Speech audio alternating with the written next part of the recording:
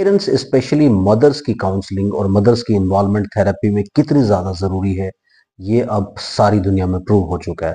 और मेरे तो प्लान्स ही पेरेंट्स काउंसलिंग प्लान्स होते हैं, यानी पेरेंट्स ट्रेनिंग प्लान्स होते हैं। मैं हमेशा पेरेंट्स को ट्रेनिंग करने की कोशिश करता हूँ, पेरेंट्स को इन्वॉल्व करने की कोशिश करता हूँ। सारे थेरेपी प्लान्स में पेरेंट्स को इन्वॉल्व करके पेरेंट्स के थ्रू ही वो सारे प्लान एग्जीक्यूट करवाए जाते हैं। सो यहाँ हम बात करेंगे सुमैया की स्टोरी की, जिसकी वजह से आप लोगों को अवेयरनेस डेफिनेटली मिलेगी और ये जानने का मौका भी मिलेगा कि पेरेंट्स काउंसलिंग कितनी ज़्यादा इंपॉर्टेंट होती है, उनकी इंक्लूजन कितनी ज़्यादा इंपॉर्टेंट होती है। स्टोरी स्टार्ट होती है पाकिस्तान से। अब पाकिस्तान में सुमैया की शादी हुई, दोनों हस्बैंड वाइफ काफ़ी लिटरेट थे।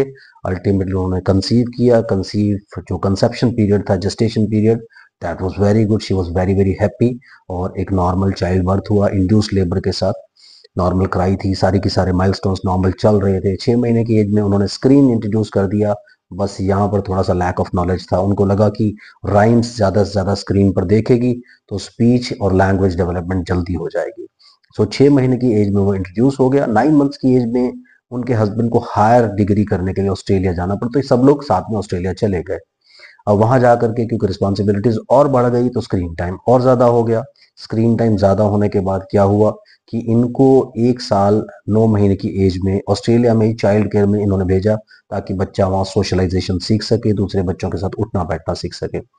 वहां से हेल्थ नर्स ने इनको रेड फ्लैग्स के बारे में बताया कि यार कुछ रेड फ्लैग्स दिखाई दे रहे हैं। सो बाद में क्या हुआ, थोड़ा सा और कॉम्प्लिकेटेड सिचुएशन हुई। इनको एक बेबी बॉय हुआ। जब ये जो बच्ची इन क्वेश्चन है, जिसका नाम है आयशा, ये 2 साल की हो गई, बेबी वाइस का बेबी ब्रदर आ गया। बेबी ब्रदर आने के बाद ये उसके साथ काफी अच्छा मिलने जुलने लगी, सोशलाइज करने लगी। और इधर क्या हुआ कि 2 साल 9 महीने की एज में, जब इसकी एज 2 साल 9 महीने थी, बेबी ब्रदर के साथ एक बहुत स्ट्रांग इनकी फैमिली में ट्रेजिडी हुआ कि उसको मेनिंजाइटिस की प्रॉब्लम हुई। Ultimately they had to lose that baby. और हार्ट ब्रेकिंग था सारी फैमिली के लिए। चीजें और ज्यादा कॉम्प्लिकेटेड होती चली गई। अल्टीमेटली जब ये इसकी जो एज थी वो 2.5 साल कंप्लीट हुई, तो 2.5 साल की एज में बेबी ब्रदर, बाद में इनको मेनिंजाइटिस की प्रॉब्लम हुई। 2.5 साल की एज में ये वापस पाकिस्तान आ गए। वहां आने के बाद इन लोगों ने क्या किया, अपना जो भी बेस्ट पॉसिबल चीजें थी वो करना शुरू किया। अब एक ट्रॉमा भी इसको मिला बेबी ब्रदर लूज करने का। 2 इयर्स 9 मंथ्स की इसकी आयशा की एज थी उस टाइम पे।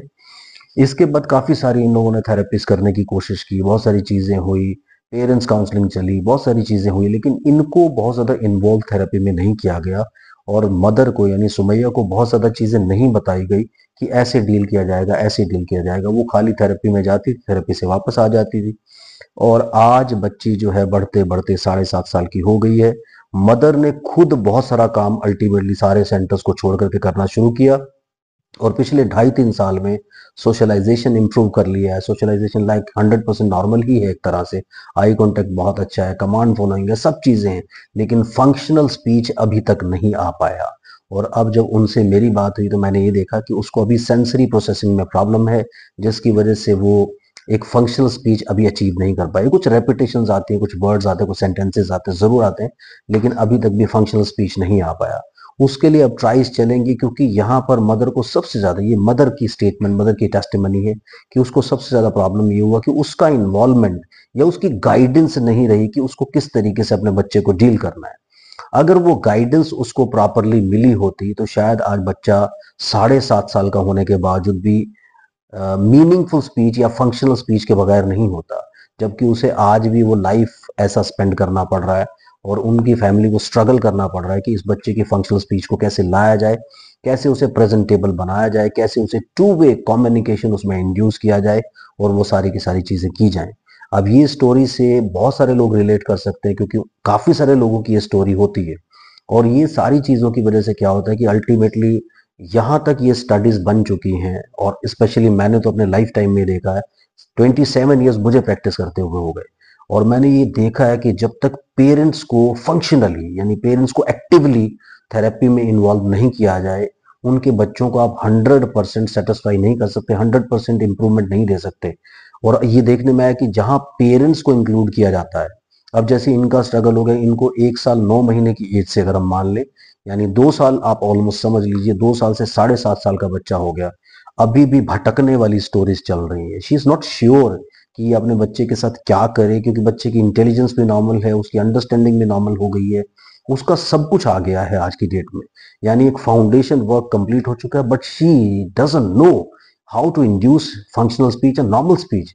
अब वो टू वे कम्युनिकेशन को इंप्रूव करने के लिए, सारी चीजों को करने के लिए आपको, अगर आज 7.5 साल की एज हो गई, अब क्योंकि क्या हुआ कि उसकी सारी अंडरस्टैंडिंग डेवलप हो गई, सब चीजें आ गई, बट पिछले 5 साल में जो एफर्ट्स हुए, तो अब शी इज नॉट श्योर कि मुझे आगे कैसे जा करके इन चीजों को बढ़ाना है और स्पीच को नॉर्मल करना है, क्योंकि अभी भी एस्टिमेट ये है कि अगर वो इस एज में स्टार्ट करे, क्योंकि उसको देखने के बाद, ये सारा इन्फ्लुएंस मैं उसको देखने के बाद बता रहा हूँ, कि अगर आज वो 7.5 साल की एज में चले और स्टार्ट करे, तो कम से कम 10 साल की एज तक जा करके वो 10 साल के बच्चे जैसे फंक्शन करेगी। और ये कितना बड़ा प्रॉब्लम होता है, क्योंकि अगर यही काम जो है, जब जब 1 साल 9 महीने की एज में बच्चे का डायग्नोसिस होना शुरू हो गया था, और उस टाइम पे अगर पेरेंट्स को प्रॉपर गाइड मिलता, प्रॉपर मेंटोर मिलता, प्रॉपर काउंसलिंग मिलती, प्रॉपर एक एक लाइन ऑफ एक्शन मिल जाता कि हमें इस तरीके से आगे जाकर के जाना है और बढ़ना है, और ये एक ट्रैक है जिससे आप अपनी मंजिल पे पहुंच सकते हैं। तो अगर वो चीजें उस टाइम पे होती, अगर 1 साल 9 महीने का बच्चा, कितने सारे बच्चे हमें ज्वाइन करते हैं, जो 1 साल 9 महीने का बच्चा हमें मिलता है, उसमें 1 साल से ज्यादा का टाइम नहीं लगता 100% नॉर्मल होने में। यानी ये भी मैं खींच करके बता रहा हूँ, यूजली 6 महीने 8 महीने में बच्चे ट्रैक पर आ जाते हैं, उसके बाद नॉर्मल डेवलपमेंट ऑटोमेटिकली शुरू हो जाती है। बट यहाँ पर प्रॉब्लम क्या हुई कि गाइडेंस, मैं सारा इसमें, इवन मदर, और जो मैंने देखा, मदर से जो मैंने इतनी सारी बातें की, उससे मैंने सुना, उससे कंप्लीट हिस्ट्री लिया, ये सारी हिस्ट्री उन्होंने लिख करके मुझे टेक्स्ट करके भेजी है आप लोगों से शेयर करने के लिए, and she is a volunteer. और ये हिस्ट्री जब उनसे डिस्कस हुई, सारी बातें डिस्कस हुई, तो ये बहुत ही दुख की बात है, बहुत ही प्रॉब्लम की बात है कि हम अपनी प्रोफेशनल ड्यूटीज से कहीं साइड में चले जाते हैं। कई लोग लेक्चर तो बहुत बड़ा देते हैं यूट्यूब के ऊपर बैठ करके, और बड़ी बड़ी बातें करने की कोशिश करते हैं, और दूसरों को फ्रॉड से बचाने की कोशिश करते हैं, बट समटाइम्स वो भूल जाते हैं कि आप किस तरह की गाइडेंस दे रहे हैं। सो ये गाइडेंस देना बहुत इंपॉर्टेंट है, प्रॉपरली गाइडेंस जानी चाहिए पेरेंट्स के पास। और पेरेंट्स अगर इस प्रोसेस में इन्वॉल्व रहते हैं, पेरेंट्स का इंक्लूजन होता है, पेरेंट्स को इन्वॉल्वमेंट कंप्लीट दी जाती है, और स्टेप बाय स्टेप गाइड किया जाता है, तो यकीन मानिए आपको गाइड करने का भी तो उतना पैसा आपको मिल जाता है। आपको क्या जरूरत है पेरेंट्स को सेंटर्स पे बुला करके रोज 1 घंटा 2 घंटा उनको सेंटर्स में बिठाने की और उनका टाइम वेस्ट करने के लिए।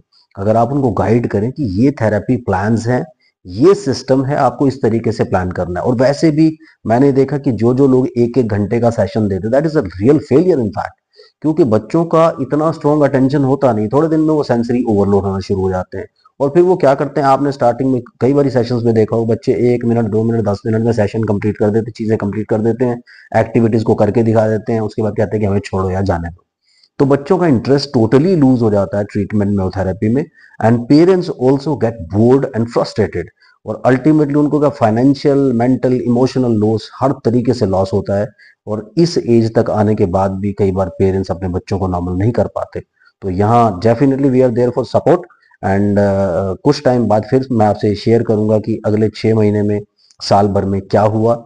इस स्टोरी को आप जरूर अपने जहन में रखिए, एंड हम लोग आगे डिस्कस करेंगे। Thank you very much. और आप लोग की भी अगर कोई ऐसी स्टोरी है तो प्लीज जरूर शेयर करें, जिससे बाकी लोगों को भी अवेयरनेस मिले। Thank you very much, bye bye.